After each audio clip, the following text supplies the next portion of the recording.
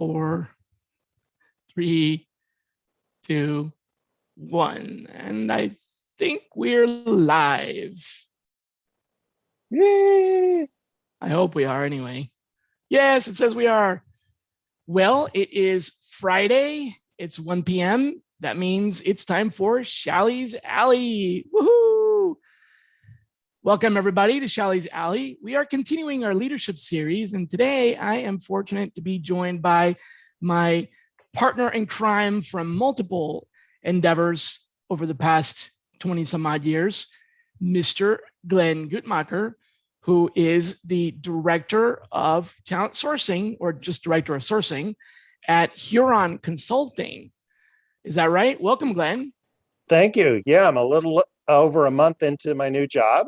And as you might imagine, I had a lot of questions around how I might set up things properly. So I reached out to Shally, and we had a great chat a little before today's Shally's Alley that we thought, maybe we can use some of this material in today's presentation.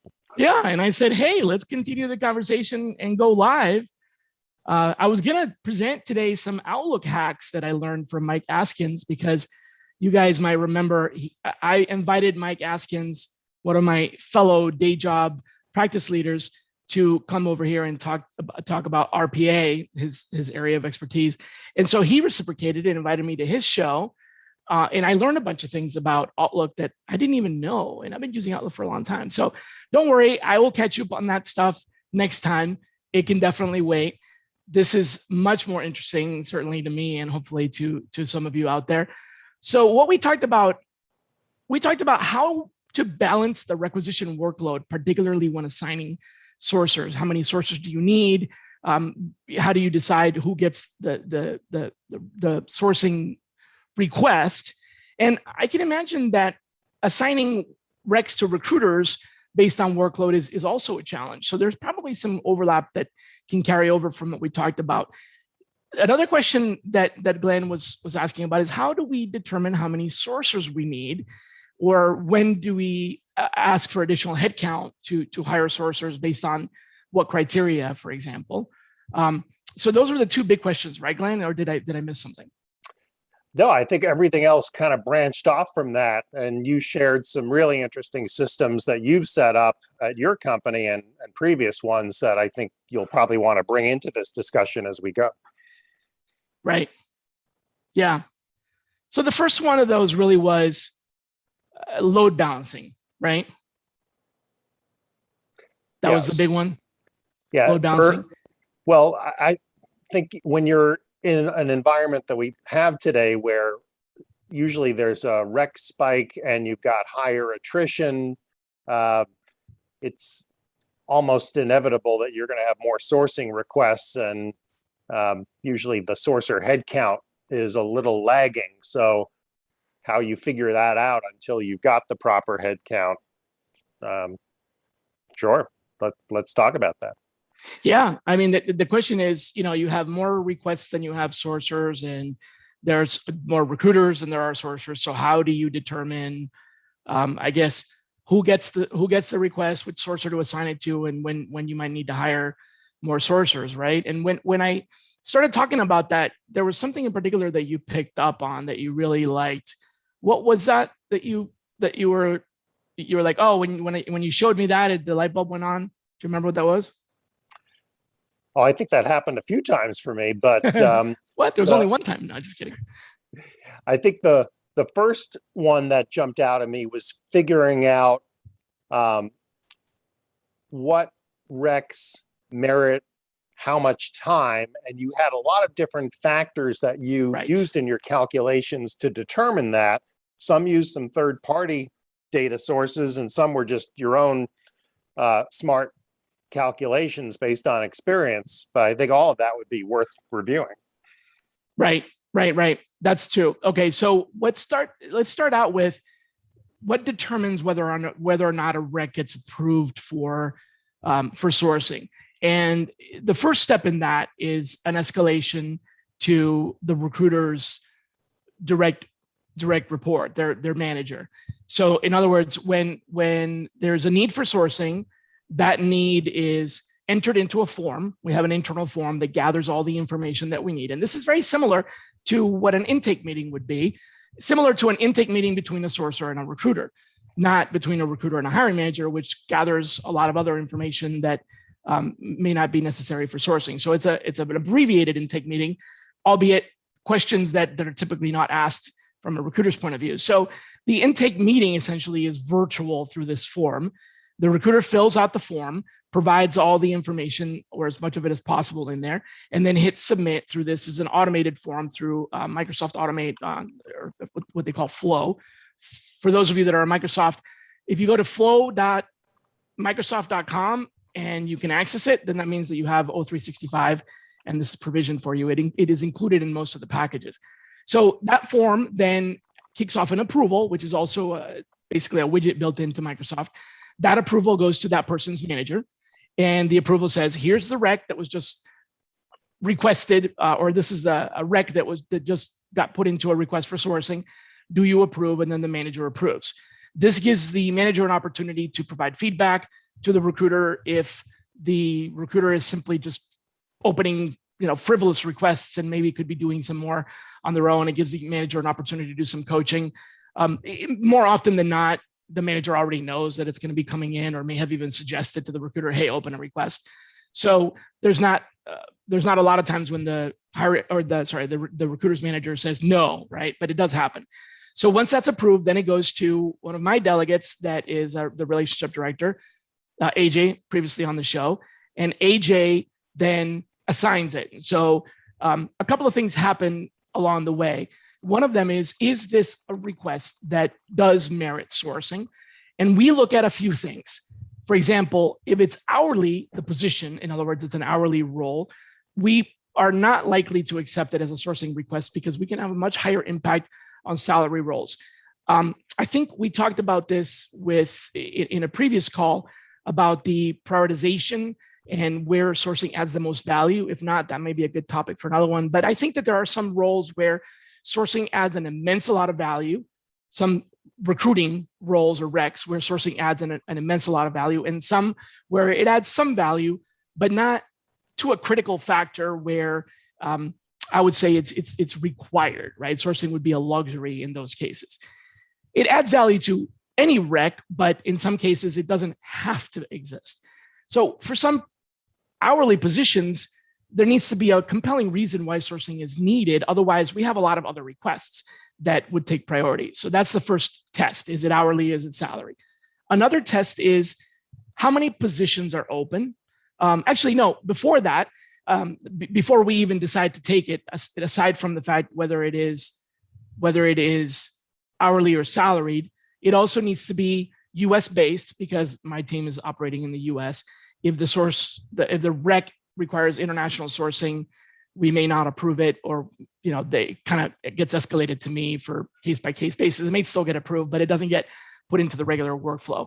And then the other thing is whether or not the position has had any activity. So what we don't want to do is we don't want to get requests for sourcing for a rec that the recruiter has done nothing with.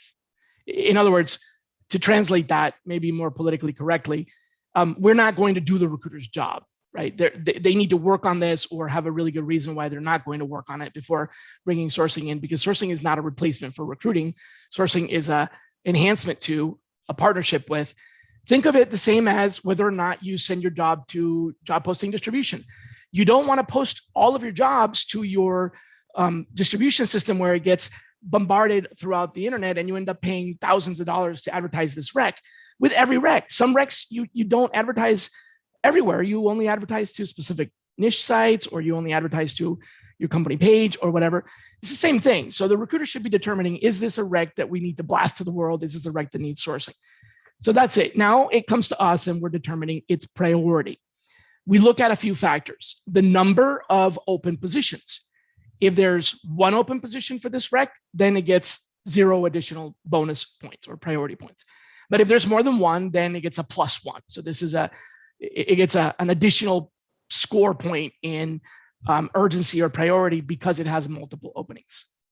The second condition that we look at is the active candidate count. If the rec doesn't have any applicants, it's been open for a while, the recruiters worked on it, but there are no applicants. In other words, there's low or no candidate flow, then it gets a +1. Otherwise, continue. The next one is the grade. And by that, I mean grade levels as in like staff and so on. So pretty much regular run-of-the-mill staff positions don't get a +1 priority. But if they're manager or, if they're manager level or leads, supervisor level, they get a +1. If they're director level, they get a +2. If they're VP, they get a +3.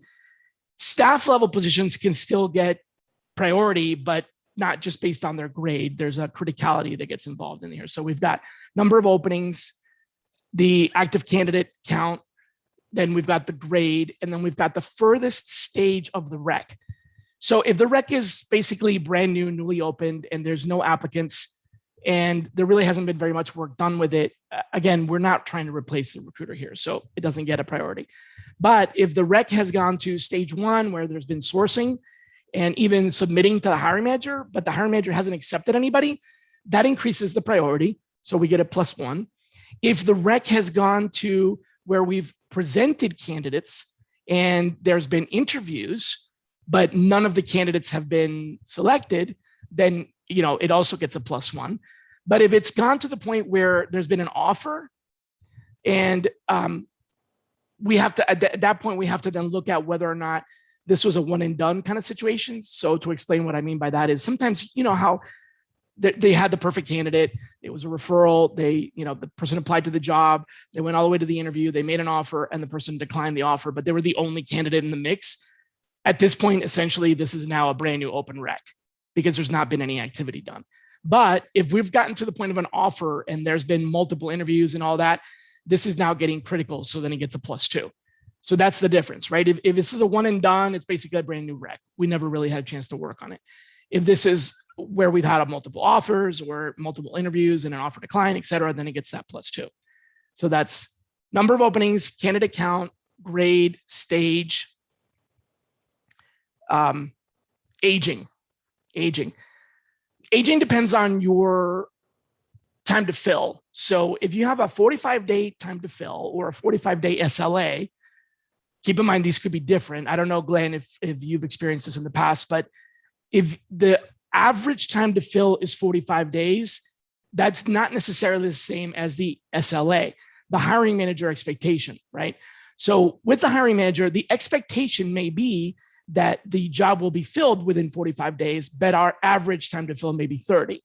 So you need to look at these two criteria and decide which one of them is the one that you want to use.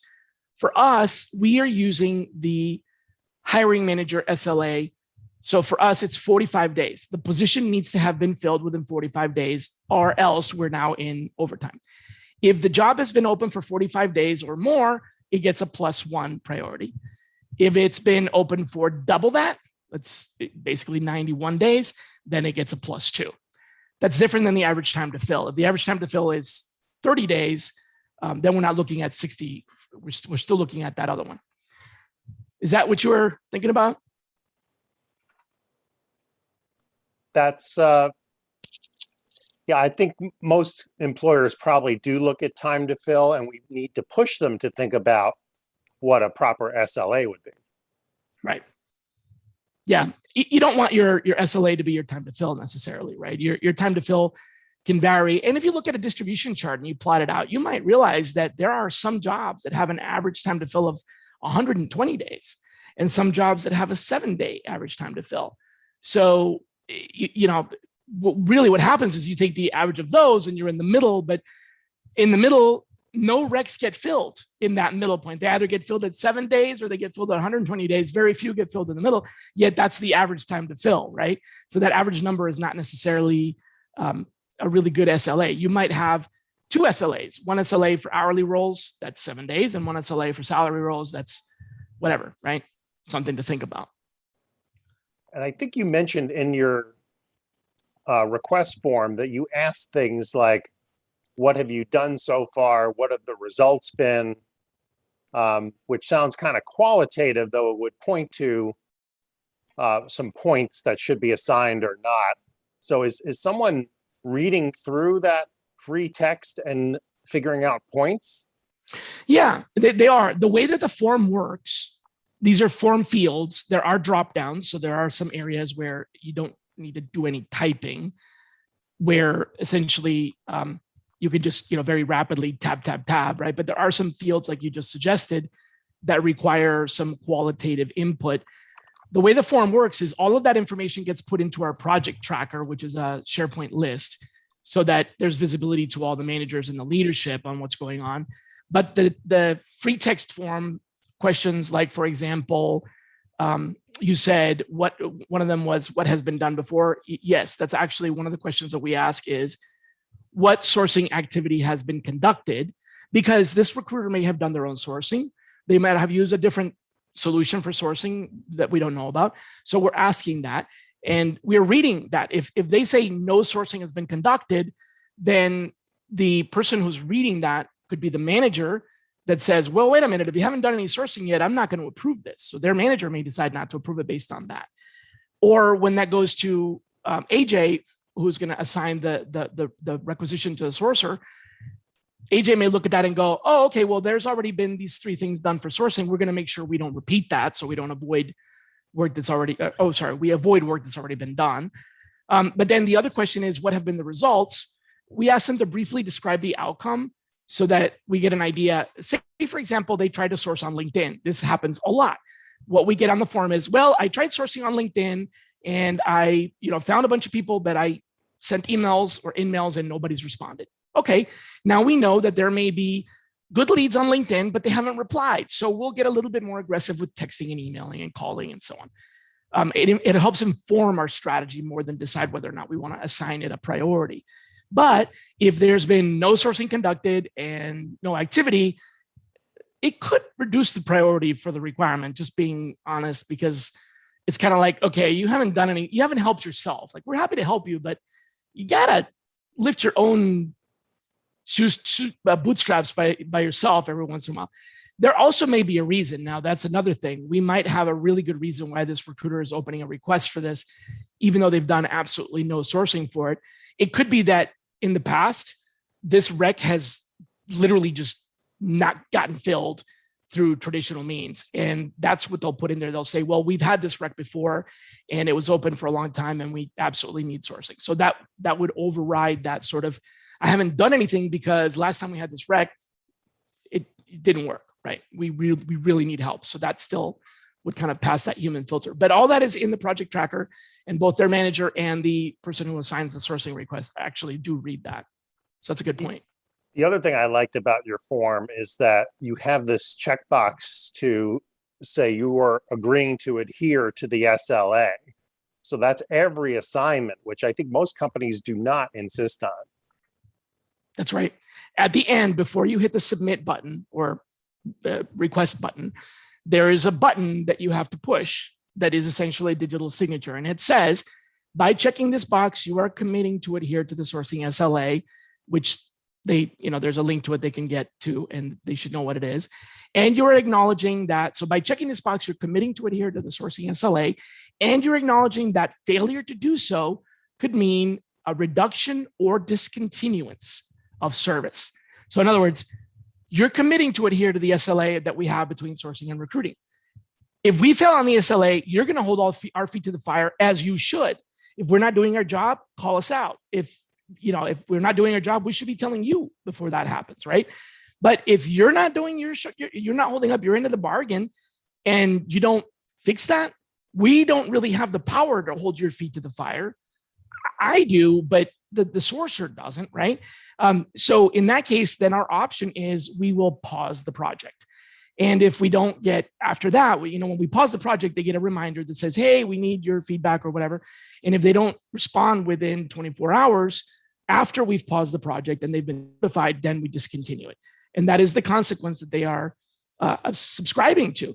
The reason we put that in place, by the way, wasn't because we're trying to be lazy and not do our job. It's because we found that prior to me joining, that there were requests that had been created and had been ongoing and the sourcers were working on them, but the rec had been filled and the recruiter never told the sourcer. So because of that, when we start seeing that there's no feedback and the SLA is not being adhered to, we pause it because it could possibly be that the recruiter filled the job and they're too busy to notify us. So we pause it and we ask them. All they need to do is say, oh yeah, we filled it. No problem. We closed the rec. No big deal.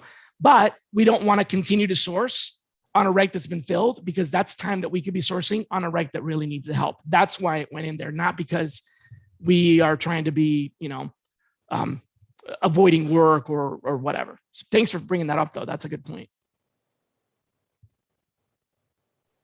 Well, I think we can probably pivot to another topic, which again is how you're doing these calculations around sourcing resource allocation. The workload balancing. Yeah.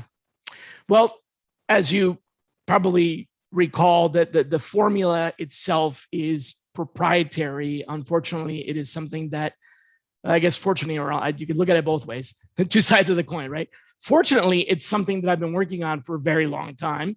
Unfortunately, it's really good and I need to keep that one top secret, but I will tell you what's going into it so that you can build it, yourself. Essentially, what we have done is we've been able to determine the typical rate of research. So for a junior researcher versus a senior researcher versus a sourcing architect. And to clarify, a researcher is what most people think of when they think of a sourcer. They're doing the lead generation, they're finding people. We don't have sourcers, we have researchers and scouts. A researcher is what you would usually call a sourcer. A scout is what you would usually call the recruiter. The job is split into two. The researcher is bringing people in and engaging the automated outreach. And then the scout is the one that's having the conversations. They know about the rec, they know about the job and so on. So we know how many calls a scout can make if they're a junior scout or a senior scout. And there's a whole bunch of requirements for what makes one junior or senior. We know how many leads per hour a senior researcher or a junior researcher can generate on average. Of course, this varies, but we adjust that based on three factors. Let's say that the senior researcher can generate for a typical requirement for the common requirement, not the easy one, but the average one, they can generate, let's say 40 leads per hour.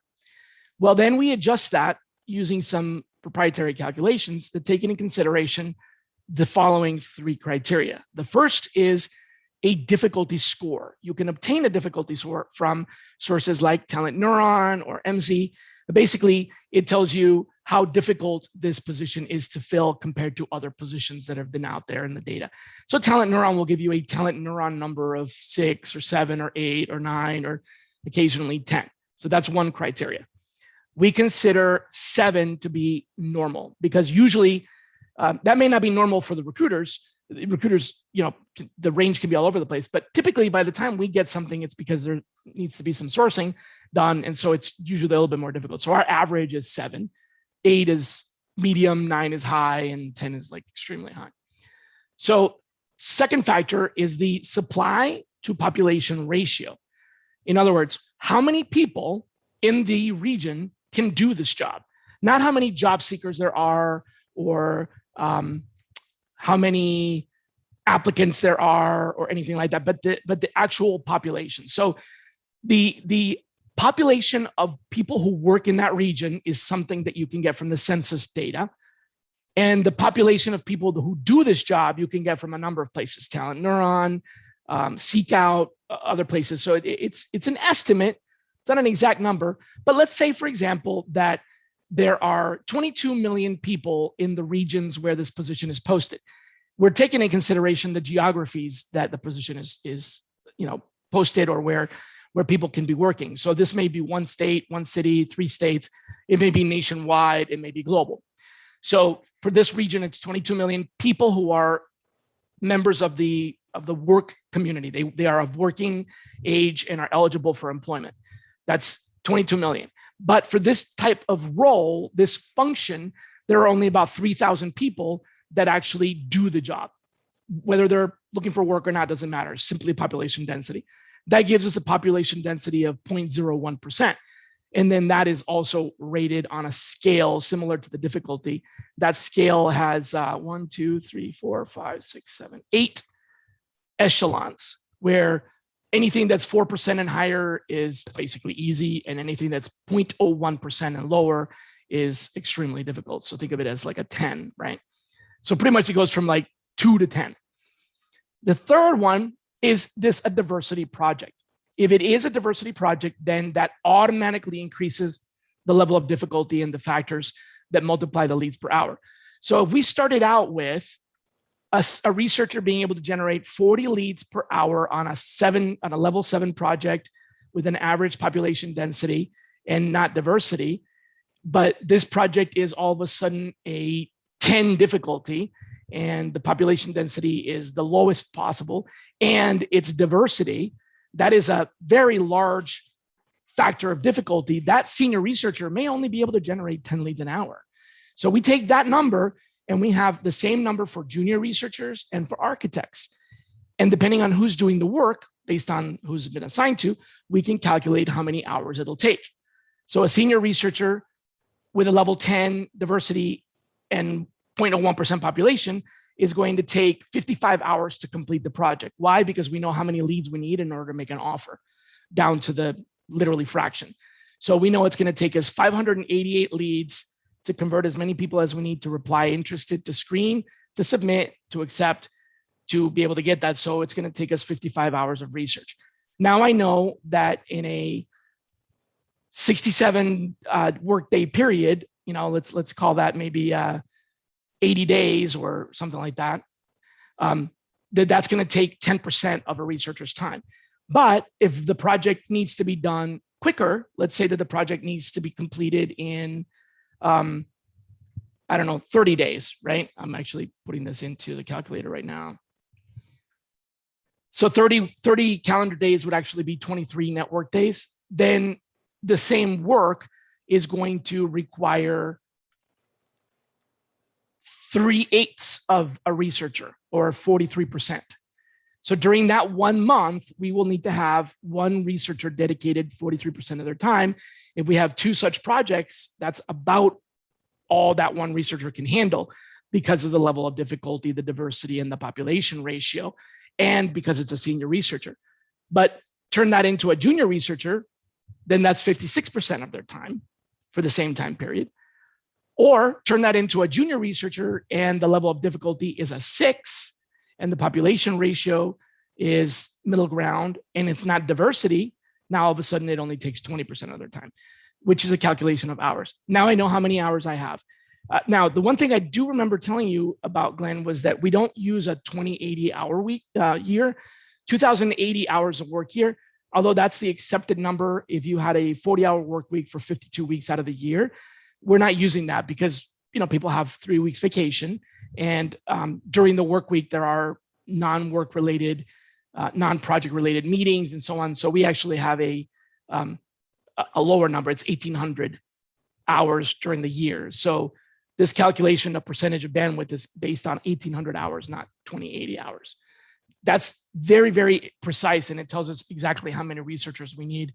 That way, when we're working on a couple of projects that come in and we have to assign workload, and we can see that it's going to exceed the amount of hours that we have, we'll bring in a contractor, or we'll reassign someone from another project, or we'll have to hire somebody, and so on.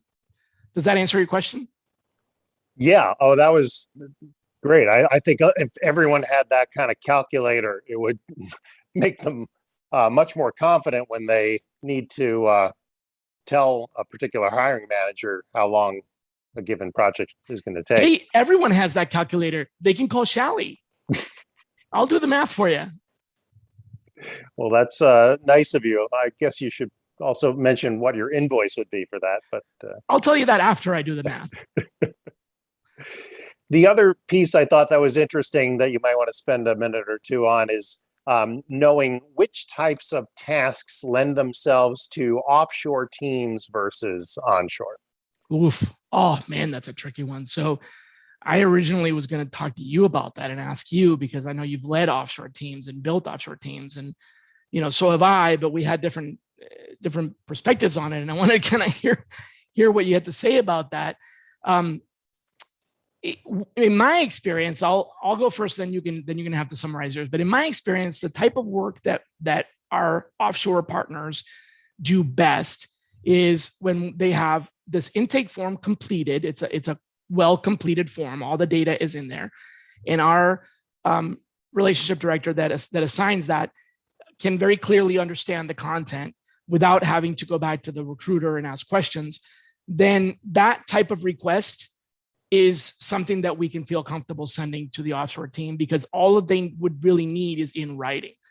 If our relationship director can't quite understand, or there's something missing and need clarification, then we know that that's probably not a good idea to send to the offshore team, because it's probably going to be, the answer will probably be that the recruiter is going to say, well, I don't know that. That's why they didn't put it in. Otherwise they would have put it in, or we're not sure, or whatever. And that kind of uncertainty doesn't do well with offshore teams. We find that very specific prescriptive methodologies where we can tell them what to do is a lot more effective. So we send them those recs that are very clear. And then we also expect them to come back with full-on resumes, which is different than our onshore team, our in-house team. The offshore team will go and look at, by the way, when I say resumes, I also include a LinkedIn PDF, right? That's kind of accepted as a resume these days. So it's either an actual resume, Word document, or a LinkedIn profile. But with us, we may find leads that are just a name, phone number, and email, and we don't actually have a full PDF or a full resume. So that's another one, right? If a resume is required, the recruiter is going to literally just take the resume and present to the hiring manager. Then we'll go with, let's call them active candidates, although I'm probably going to get a lot of tomatoes thrown at me for that. The offshore team does well, because they may or may not be active candidates. I mean, but they're resumes, right? However, if it's research that requires deep web or open web research, or going outside of the traditional means, it doesn't work out. And then the other thing that we've tried multiple times is outreach, but we don't get good results when the outreach is initiated by the offshore team due to a number of technical issues, deliverability, the translation of the message. So even though they're fluent in English, the cultural nuances, like when you address someone by "Hey Glenn" versus "Hey Mr. Gutmacher," right? These kind of cultural nuances, our candidates pick up on the fact that it's offshore English. We've actually had replies back to that, and it's not grammatically mistaken. It's good quality. The writing is done well, and we're providing them the templates, but they use sentence structures or words that kind of hint that they're an offshore team, and it tends to turn people off. So those are the two things that we found does not work. What about you? Well, I've had different situations. I mean, frankly, at my previous employer, State Street, I was required to use offshore sourcers exclusively. So they owned everything through first phone screen. And I'm not going to lie and say that that was optimal, because there are issues that you pointed to, cultural nuances that not only can you detect it in writing, you can obviously detect it on the phone. And for xenophobic American candidates, frankly, I think it does impact rapport in some cases when they're being called by offshore sourcers. It's too bad, because I think they do a good job, but probably not getting the same yield as if a native US person did the same calls.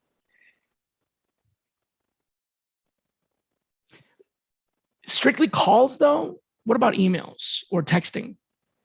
Yeah, I agreed with your feeling about that. I think texting is probably a little safer, because the messages tend to be so short in nature. It's harder to introduce variants that would be perceived as odd. But certainly email templates, if they're not really strict and don't allow too much variation, then I think it's when they feel that they can edit them significantly, that's when those cultural variants start to creep in that could impact the response. But on calling, you got good results. Generally we did, but again, I would probably say we were very careful about the hiring process to make sure that we had very articulate India-based sourcers Oh, that who makes could do sense. both. Okay.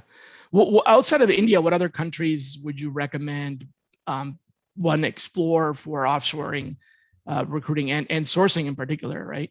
What other countries would a offshore sourcing team be well housed in? So I think if it's purely online research, you have a wider range of countries. At my company before that, Avanade, we used a team mostly in mainland China, and they were very productive. And it didn't matter that the time zones were so skewed because Right. they could do that work overnight. And the next morning, our onshore callers had leads to pursue. Could they still access, with censorship? Or are there any corners of the internet that they couldn't get to, or was that not an issue? That's a good question. I guess they're probably, I'm talking a long time ago. So the restrictions that we've seen from the Chinese government around Google weren't really a factor back then. So yeah, I think you do want to look at countries in Eastern Europe and perhaps South America, particularly if you have multilingual sourcing needs, because you're a global company. Those countries tend to have more of that multilingual skill set at an affordable rate. Okay. Interesting.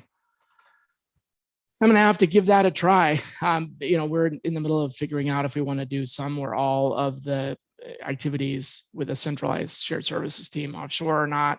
Our onshore team is very specialized. So, we get those types of requests where, as I explained before, it's real research. We're not going to be able to find people off of places where they might have a resume. So we know we definitely need to do that here with, high octane sourcers. But as you said, there's a cost factor there I'm trying to explore. Curiously, that calculator that I shared with you, when I run the math for a offshore team, because of the lower hourly rate, there also is a lower per hour production rate. And given the lower hourly rate and the lower production rate, it still comes out to be very similar in cost. So in other words, an offshore team doing 6 leads an hour costs about the same as an onshore team doing 30 leads an hour, even though the cost of the onshore team is much higher. It just turns out, it's less hours, but more dollar per hour. Still, the actual total cost ends up being the same. That may not be the same for different configurations, but with what we have now, that's what we're finding. So we basically don't distinguish a request whether or not it should be offshore or onshore based on cost, but based on time. If we have the time, we'll send it offshore because it'll be slower, and it'll pretty much cost about the same. But if the speed is a huge factor and we're going to need research, then we just keep it onshore. We'll pay more for it, but the pay per hour doesn't really matter because we're going to pay more for it offshore because it's going to take longer. You know what I mean? It's kind of like you end up paying the same is what I'm trying to say, or at least the way it's set up now. Yeah, I think the other thing around cost, and I will need to drop it a quarter of, that was interesting when we were talking, is how much people who maybe are a bit intimidated about creating the kind of system you developed, which certainly requires some knowledge of Power BI and SharePoint and Teams. Are there vendor options that could be as good, even though there might be a little more front end cost? It might be easier to implement. Gotcha. Yeah, and then we haven't talked about automation, which I'm really hot about. So, well, Glenn, thank you for coming. I really appreciate you jumping in last minute. I promise everybody I'll still do my Outlook stuff next time. We have some pretty interesting guests coming up, so don't be a stranger. If you're curious, I'll give you a little bit of a preview. We have someone from CDW who leads a large sourcing team there. We have one of the largest sourcing team leaders from Google. Also one from Johnson & Johnson and BASF. Those are our next 4 guests. I can't tell you who yet, but it's going to be a pretty big deal. So tune in and tell everybody about it. Thank you very much. Have a great weekend, everyone. Take care. Bye-bye. It was fun. Thanks. Thank you, Glenn.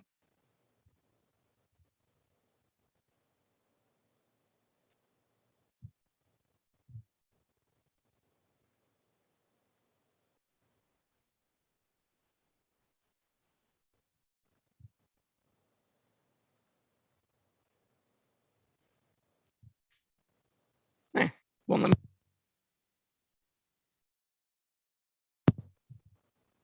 Are we off record? No, I'm Oh. hitting the button and it says, no, we're stuck. We're stuck. Well, you can jump off. I'll figure out how to do this. All right. Well, if any of those topics lend themselves to a part two, I'm open. Cool. We'll do. Thanks again. That was Thank great. you. All right. Bye.